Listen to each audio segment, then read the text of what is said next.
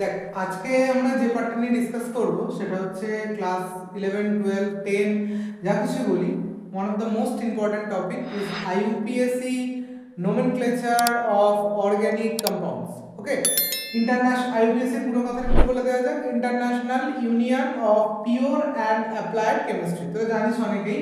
তো IUPAC nomenclature of organic compound, দেখ তো এর কিছু স্পেসিফিক রুলস আছে, বইতে দেখবি বই জুড়ে অনেক রুলস আছে। আমি কিছু ইন্ডিভিজুয়ালিটি কিছু রুলস বলছি, এছাড়াও বেশ কিছু রুলস অবশ্য আরও আছে, আমরা ধীরে ধীরে ডিসকাস করব।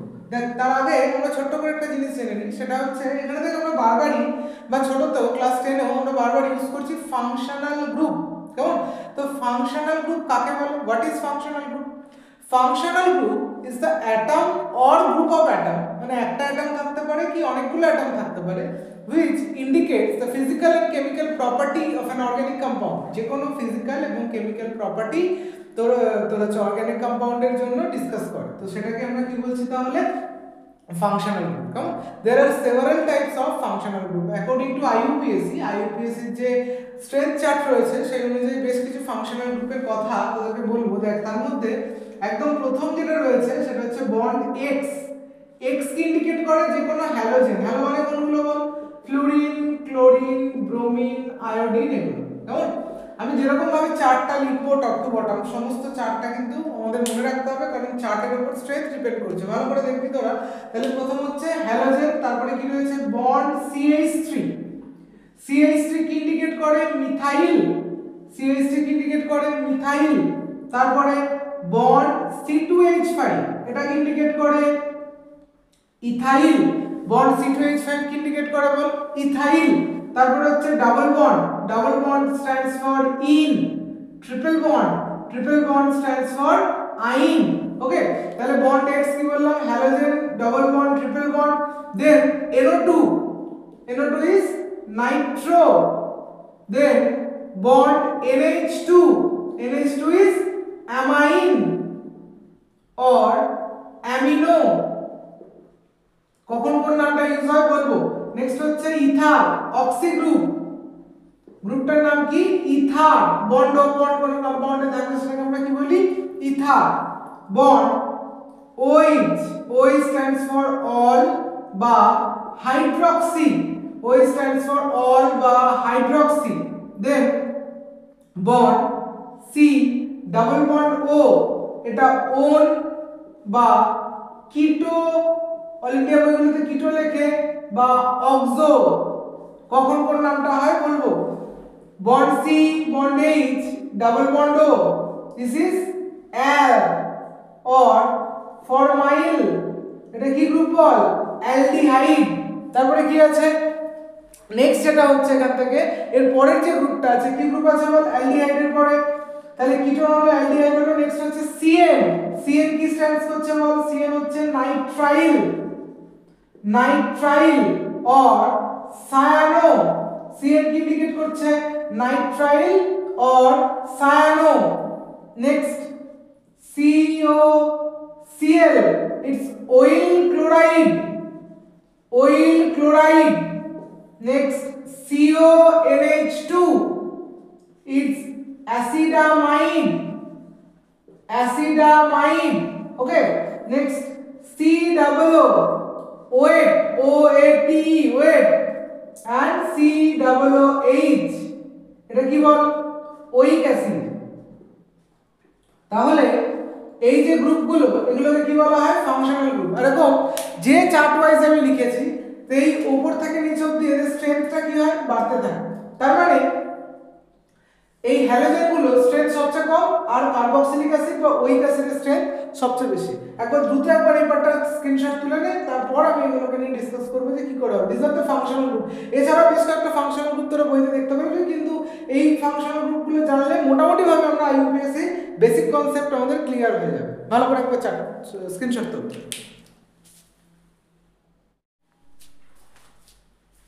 আচ্ছা দেখ, তাহলে তোরা অলরেডি দেখ স্ক্রিনশট তুলে নিয়েছিস।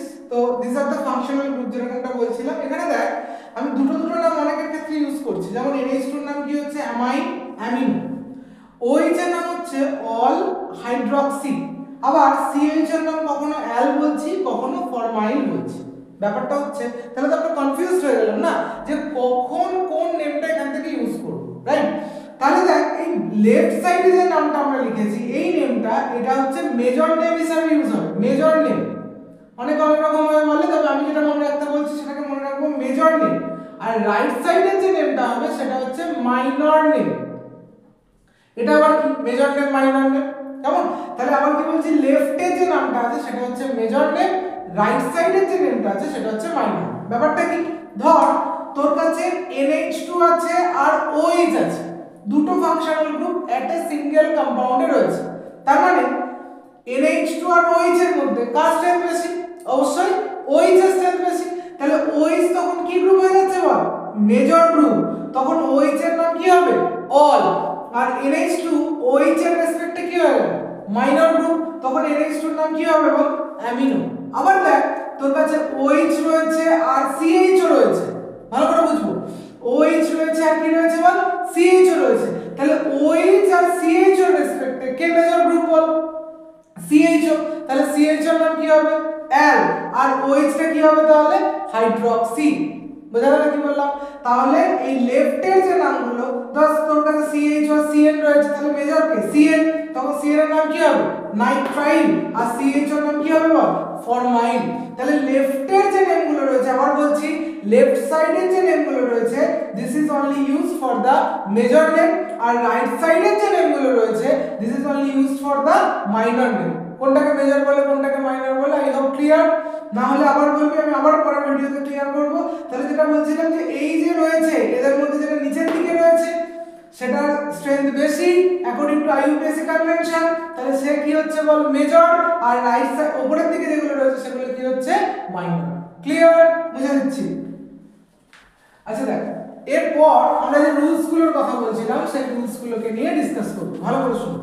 এরপর যে রুলস গুলোর কথা বলছিলাম সেই রুলস গুলোকে নিয়ে ডিসকাস করব। দেখ রুলগুলো ভালো করে মাথায় রাখবো, অনেকটা আমার মনে হয় আজকের ক্লাসের পর IUPAC অনেকটা ক্লিয়ার হবে।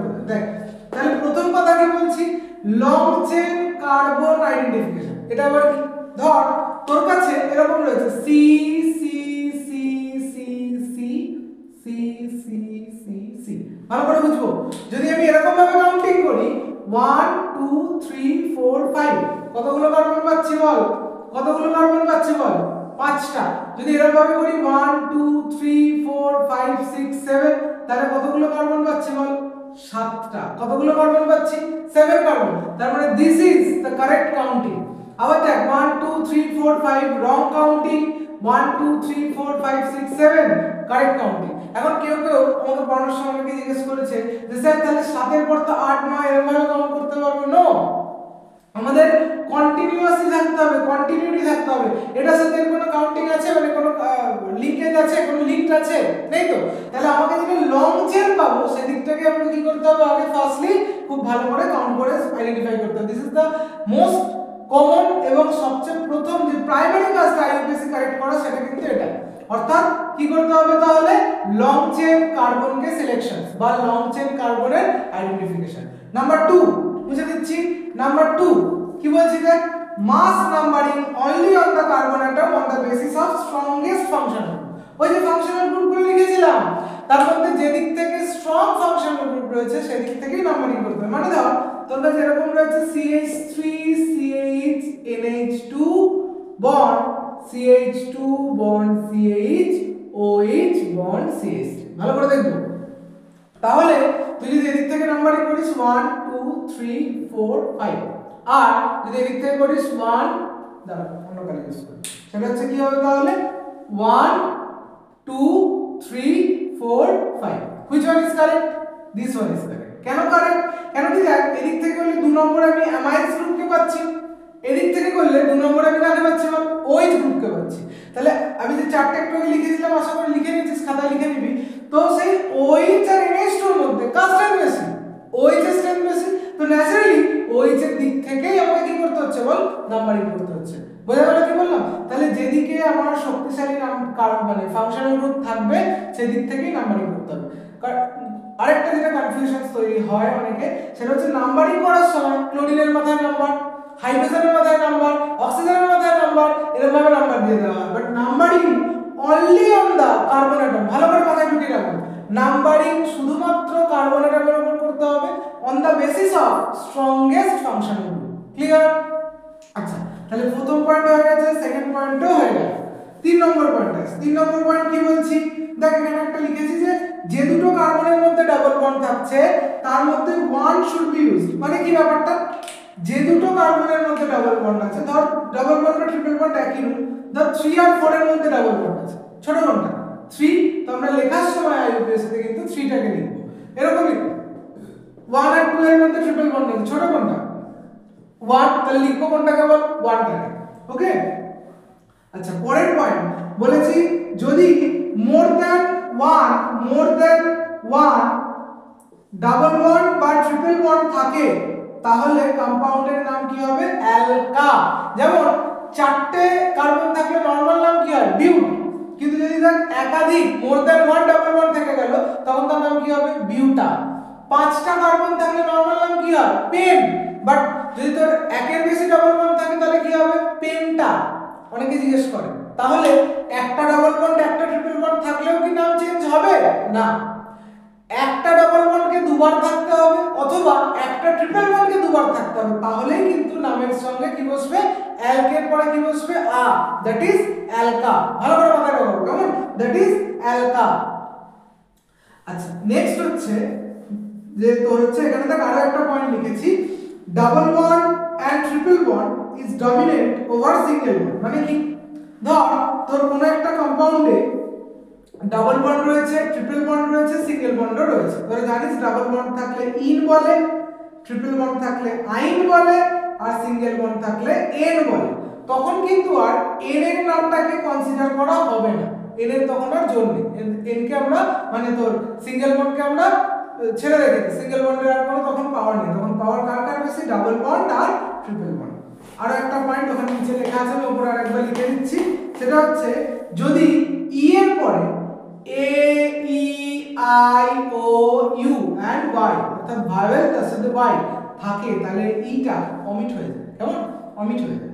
আরেকটা পয়েন্ট দেখ, যদি ধর CH2 double bond CH bond CH2 bond C triple bond CH, ভালো করে খেয়াল করো, যদি এদিক থেকে নাম্বারিং করি 1 2 3 4 5, যদি এদিক থেকে নাম্বারিং করি 1 2 3 4 5, তাহলে double bond and triple bond are in the same position, then numbering should be started on the side of double bond। যেমন আইইউপিএসসি কনভেনশন বলছে ডাবল বন্ড এবং ট্রিপল বন্ড যদি একই পজিশনে থাকে সেক্ষেত্রে ডাবল বন্ডের দিক থেকেই নাম্বারিং করতে হবে, মানে এই নাম্বারিংটা কিন্তু কারেক্ট, অর্থাৎ ব্লু কালি দিয়ে যেটা করেছে এটা কিন্তু কারেক্ট, এটা ভুল। অনেকের confusion H bond C triple bond C bond CH double bond CH bond CH3, তাহলে কি আমি এদিক থেকে নাম্বারিং করব স্যার, না, কারণ এদিকে এক নম্বরে তো কোনো বন্ড নেই, এদিকে এক নম্বরে কি আছে বল, এদিকে এক নম্বরে ট্রিপল বন্ড আছে, তাহলে কি হবে 1 2 3 4 5, this is the correct way of numbering. বোঝা গেল কি বললাম? এর পরের পয়েন্ট যেটা আমি তোমাদের বলতে চলেছি, this is the vital point, খুব ভালো করে মাথায় রাখবো, যে কোনো অর্গানিকের আইইউপিএসসি করার জন্য এই লাস্ট পয়েন্টটা আমার মনে হয় খুবই তোদের জন্য হেল্পফুল হবে। ভালো করে দেখ কি করব, তাহলে ফার্স্টে কিভাবে স্টার্ট করব, প্রথমে যত মাইনর ফাংশন, আমি एग्जांपल দিয়ে পরে পরে দেখাচ্ছি, যত মাইনর ফাংশনাল গ্রুপ আছে, যত মাইনর ফাংশনাল গ্রুপ আছে তাদেরকে কি করব, অ্যালফাবেটিক্যালি লিখব, তাদেরকে কি করব, অ্যালফাবেটিক্যালি লিখব। আশা করি তোরা জানিস এবিসিডি অ্যালফাবেটিক্যালি লিখব। এরপরে কি হবে, তারপর যেটা হবে সেটা হচ্ছে কম্পাউন্ড নেম।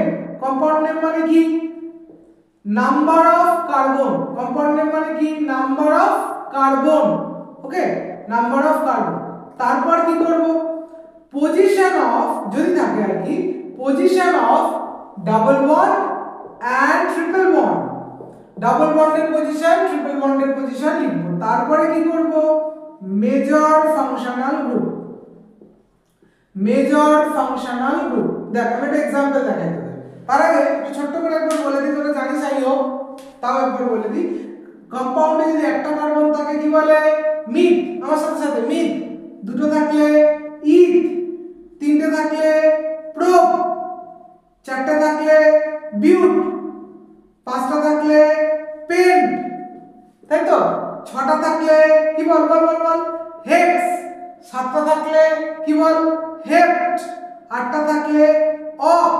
রাইট? 9টা থাকলে নন, 10টা থাকলে ডে, আরো আছে, আপাতত আমরা এগুলো করি।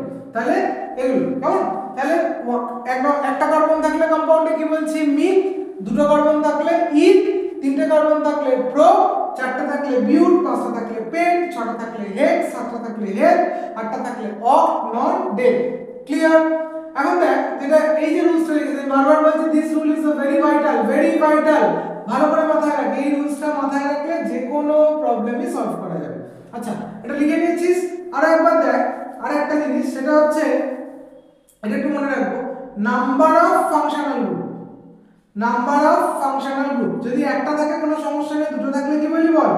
ডাই, তিনটে থাকলে ট্রাই, চারটে থাকলে টেট্রা, পাঁচটা থাকলে পেন্টা, ছটা থাকলে হেক্সা, কেমন? ছটা থাকলে হেক্সা, সাতটা থাকলে হেপ্টা, এরকম পরপর মনে থাকবে কি বললাম? এখন দেখ, যে এই রুলটা লিখেছে সেই রুলটার আমি তোর হচ্ছে কি এক্সাম্পল দেব, ভালো করে দেখ। হয়ে গেছে এগুলো? তাহলে একটা থাকলে কোনো সমস্যা নেই, দুটো থাকলে ডাই, তিনটে থাকলে ট্রাই, চারটে হলে টেট্রা, পাঁচটা হলে পেন্টা, ছটা হলে হেক্সা, সাতটা হলে হেপ্টা। দেখ যে রুলসটার কথা বলছিলাম, ভালো করে দেখ। তোকে ধর এরকম একটা দিয়েছে CH3 bond CHBr bond NH2 bond CH double bond CH bond C triple bond C bond COOH। আচ্ছা, যে চারটা আমি লিখেছিলাম বলতো কার স্ট্রেংথ এর মধ্যে সবচেয়ে বেশি? নিশ্চয়ই COOH, কারণ কি COOH আমি যে চার্ট লিখেছিলাম অন্তত সেই চার্ট অনুযায়ী কি বল সবার নিচে আছে।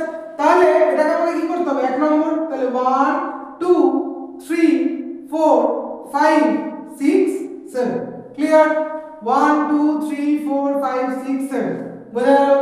এর পরের যে কাজটা ভালো করে শোন। প্রথম কাজ ছিল লং চেন, এখানে আর কোনো চেন নেই, তো এটাই আমাদের লং চেন। নেক্সট কাজ ছিল নাম্বারিং করতে হবে, করে ফেলেছি। এবারে এই রুলসটাকে ফলো করব, ভালো করে দেখুন। তাহলে একদম প্রথমে কি বলেছি? মাইনর ফাংশনাল গ্রুপগুলোকে অ্যালফাবেটিক্যালি লিখতে হবে। এখন দেখ, এখানে COOH টা যদি মেজর ফাংশনাল গ্রুপ হয়, তাহলে মাইনর কারা কারা রয়েছে? Br আর কে বল? NH2। ভালো করে, COOH টা যদি মেজর ফাংশনাল গ্রুপ হয়, তাহলে মাইনর কারা কারা রয়েছে? Br আর কে বল? NH2। তাহলে এদেরকে আমাকে কি করতে হবে? ফার্স্টলি অ্যালফাবেটিক্যালি লিখতে হবে। ভালো করে দেখবো। তাহলে দেখ, এই NH2 এর নাম কি? অ্যামিনো, আর Br এর নাম কি বল? ব্রোমো।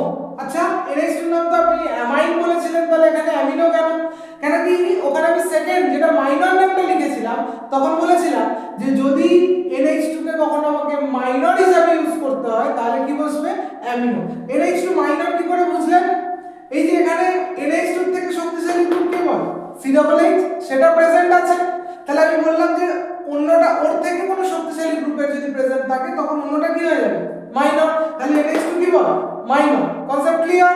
মাইনর। তাহলে অ্যালফাবেটিক্যালি লিখতে হবে, মানে অ্যালফাবেট অনুযায়ী A আগে আসছে, তাহলে কি লিখবো? 6, 6 নম্বরে আছে, তাই কি লিখছি? 6। তো ডিজিট লেখার পর একটা ড্যাশ দেব, তারপরে কি লিখবো? 6 অ্যামিনো, তারপরে কি বল? 6 ব্রোমো। যদি ডিজিট আমার মিডিলে পড়ে যায় তাহলে ডিজিটের বাঁ দিক ডান দিক দুটো ক্ষেত্রেই ড্যাশ দিতে হয়।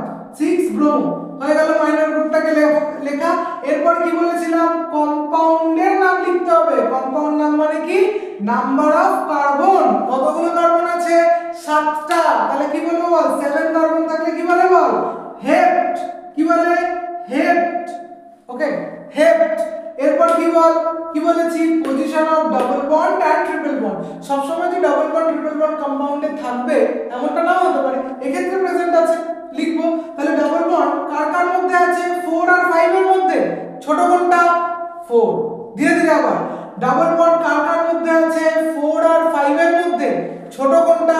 4। তাহলে কি লিখবো? 4 ডাবল বন্ডের জন্য কি হয় বল? ইন হলো। এবার ট্রিপল বন্ড আছে, লিখবো তার কথা। ট্রিপল বন্ড কার কার মধ্যে আছে? 2 আর 3 এর মধ্যে। ছোট কোনটা? 2। তাহলে কি লিখবো? 2 আইন। ওকে, 2 আইন। এরপর কি পড়ে আছে বল? মেজর ফাংশনাল গ্রুপ COOH, যার নাম কি? ওইক অ্যাসিড। তাহলে কি লিখবো? ওইক অ্যাসিড। ওইক অ্যাসিড। এখানে দেখ দুটো ভুল আছে। কি ভুল? যদি ই এর পরে A E I O U and Y থাকে তাহলে ইটা কি হবে অমিট হবে, তাহলে ইটা কি হয়ে যাবে বল অমিট হয়ে যাবে। কেমন, তাহলে এটাকে কেটে দিই, আমি এরকম ভাবে রাখছি তোরা লিখবি না। আবার দেখ এই ই এর পরেও কি আছে বল ও, তাহলে এইটাও কি হবে অমিট হয়ে যাবে। ক্লিয়ার, 6 নম্বর রুলটাকে বোঝাতে পেরেছি, আশা করা যায় বোঝাতে পেরেছি। ভালো করে ধীরে ধীরে স্কিপ না করে ভিডিওটাকে বারবার শুনবি। আমি এরপরে আরো আজকে তো জাস্ট বেসিক টুকুনি বললাম যে রুলস গুলোকে খাতায় লিখবি, যতগুলো ফাংশনাল গ্রুপ আছে এবং বিভিন্ন বছরগুলোতে যেই বা নিটসে যে কোশ্চেন্স গুলো এসেছে রিগার্ডিং দিস এবং বিভিন্ন স্কুলেরও, সেগুলোকে আমি পরের ভিডিওতে ডিসকাস করব। যদি কোনো প্রবলেম কোনো ডাউটস থাকে জানাস, আমি ক্লিয়ার করে দেওয়ার চেষ্টা করব।